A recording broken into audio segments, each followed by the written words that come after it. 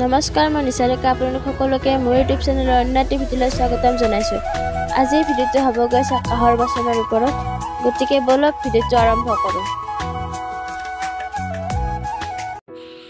অসমৰ শিল্পনগৰী সৰ্থেবাৰীলৈ গৈছিলোঁ। ইয়াতে কেঁচা সামগ্ৰীৰ পৰা কেনেদৰে কাঁহ শিল্প তৈয়াৰ কৰা হয় এই ভিডিঅ'টোত তাকে দেখাবলৈ চেষ্টা কৰিছোঁ। গতিকে ভিডিঅ'টো শেষলৈকে চাই থাকক।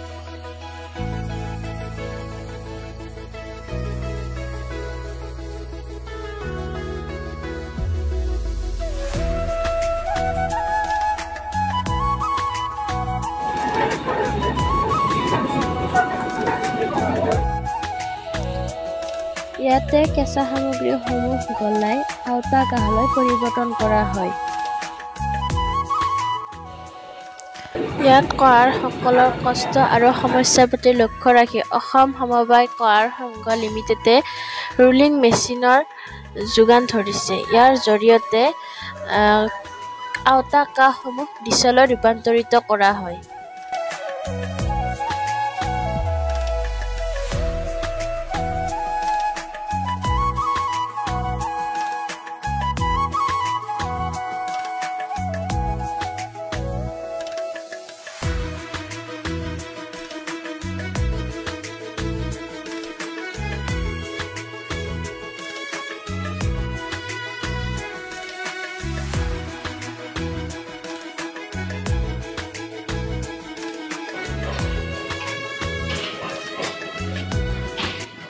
এতিয়া বলকচোন শিল্পীসকলে সেই ডিছৰ পৰা কি বনাইছে আমি চাওঁ। দাদাজনে ধুনীয়াকৈ বুজাই দিব, আপোনালোকে চাই থাকক। শিল্পীবিলাকে বনাই আমাৰ ইয়াত খালি দিয়ে। এইবিলাক বস্তু আমি আমাৰ চেলছ ইউনিট আছে, আমাৰ নিজৰে 15টা বাহিৰত চেলছ ইউনিট আছে। তাত এই বস্তুখিনি নি আমি বিক্ৰী কৰিব লাগে। অসমত আমাৰ 15টা চেলছ ইউনিট আছে। এইটো আমাৰ হেড অফিচ। ইয়াতে সব থোৱা আছে। এইটো আমাৰ হেড অফিচ। কাৰিকৰখিনিয়ে বনাই আনি ইয়াতে তেওঁলোকে নতুন সামগ্ৰীখিনি দিয়াৰ পিছত তেওঁলোকে কিমান বনালে তাৰে ওপৰত মজুৰিটোহে পায়। ৰ মেটেৰিয়েলছখিনি আমি যোগান দিব পাৰোঁ। এইটো ৰাং আৰু তামৰ মিশ্ৰণ হৈ আহিছে। আনপিনে ভঙা কাঁহ যিটো আছে, ভঙা কাঁহটো আমি ৰ মেটেৰিয়েলছ হিচাপে ইউজ কৰোঁ।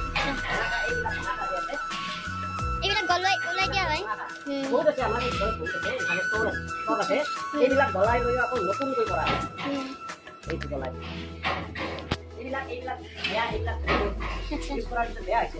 এইবিলাক আনি ইয়াৰ পৰা তৈয়াৰ হোৱা সামগ্ৰী এইবিলাক দেখিছনে? থাল আছে, বাতি আছে, এই ওপৰত এইবিলাক পাণ কাঁহী আছে, এইবিলাক থাল আছে।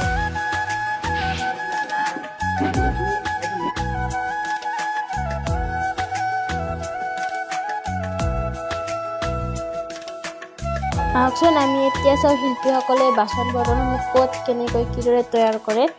বলক।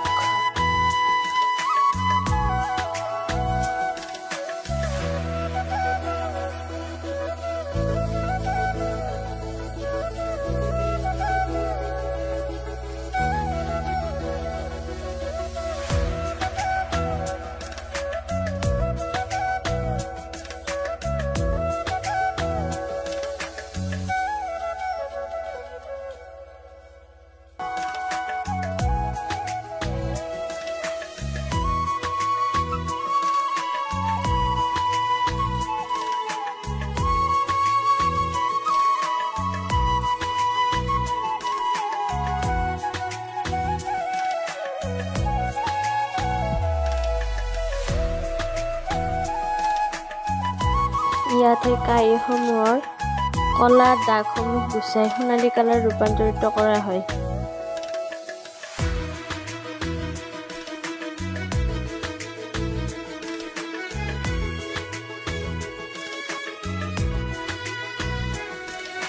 এয়া চাওক, ইয়াতে কাঁহীসমূহত ডিজাইন কৰি আছে, ধুনীয়া ফুল কাটি আছে।